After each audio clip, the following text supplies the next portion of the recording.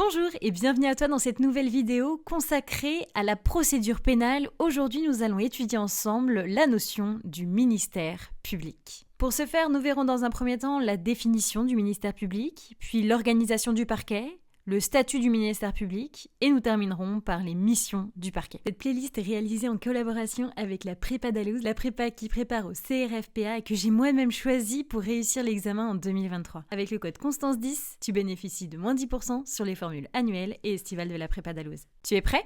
Alors c'est parti. Tout d'abord, l'organisation du parquet. Tout d'abord, qu'est-ce que le ministère public ? Tu peux noter que le ministère public, il représente les intérêts de la société. Ainsi, il exerce ce que l'on appelle l'action publique. Finalement, il requiert l'application de la loi. Attention toutefois, il ne juge pas.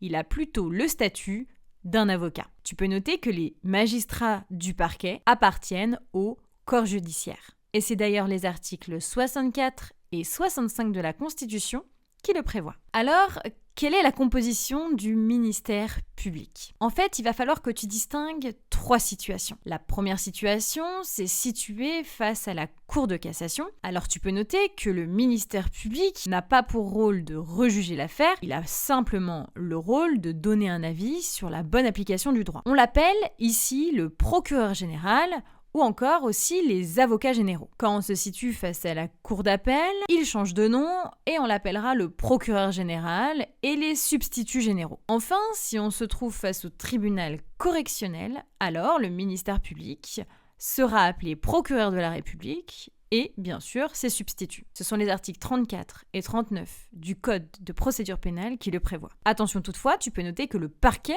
est dit indivisible. Ainsi, les magistrats peuvent se remplacer dans une même affaire. À présent, regardons un petit peu le statut du ministère public et surtout la notion d'un parquet hiérarchisé. Qu'est-ce qu'on entend par là ? Je vais te renvoyer à l'article 5 de l'ordonnance du 22 décembre 1958 qui prévoit justement cette organisation. Tu peux noter que les magistrats du parquet, ils sont placés sous la direction de leur chef hiérarchique. Ainsi, ils sont soumis à l'autorité du garde des Sceaux. En effet, contrairement aux magistrats du siège, ils ne sont pas inamovibles. Ils peuvent être déplacés ou encore sanctionnés plus facilement par leur hiérarchie. Enfin, ils restent soumis à cette hiérarchie. Pour représenter la hiérarchisation du parquet, on utilise souvent l'adage suivant, la plume est serve, mais la parole est libre. Article 33 du Code de procédure pénale.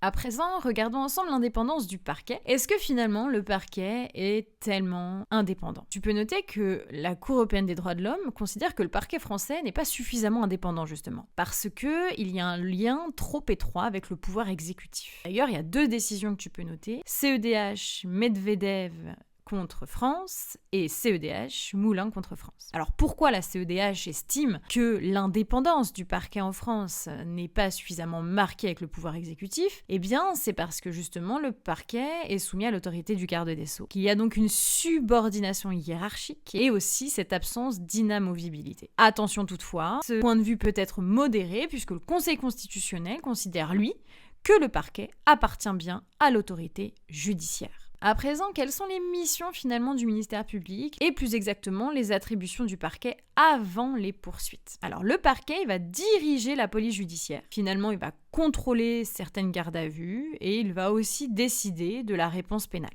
Et ce sont les articles 40 et 41 du CPP qui le prévoient. Aussi, tu peux noter que le parquet, avant les poursuites, il peut engager des poursuites, justement, notamment convoquer une personne devant le tribunal correctionnel, mais il peut également classer sans suite une affaire ou encore mettre en œuvre des alternatives aux poursuites, comme par exemple un rappel à la loi ou encore une médiation pénale. Ensuite, les missions du parquet après les poursuites. Alors qu'est-ce qu'il peut faire ? Tu peux noter qu'une fois que les poursuites sont engagées, on va avoir un parquet qui va devenir carrément une partie au procès. En effet, le ministère public, il requiert devant les juridictions, alors ça veut dire quoi ? Ça veut dire qu'il peut demander une peine d'emprisonnement par exemple, il participe au débat, donc il peut poser des questions aux prévenus ou encore aux témoins, il exerce également les voies de recours, donc il peut faire appel d'un jugement, et enfin, il veille à l'exécution des décisions pénales. Donc finalement, il peut mettre à exécution une peine prononcée par le tribunal. Et c'est l'article 709 du Code de procédure pénale qui le prévoit. Si cette vidéo t'a plu, pense à la liker et à t'abonner. Et pour continuer tes révisions, va voir la collection 1000 QCM dans ma librairie numérique librededroit.fr.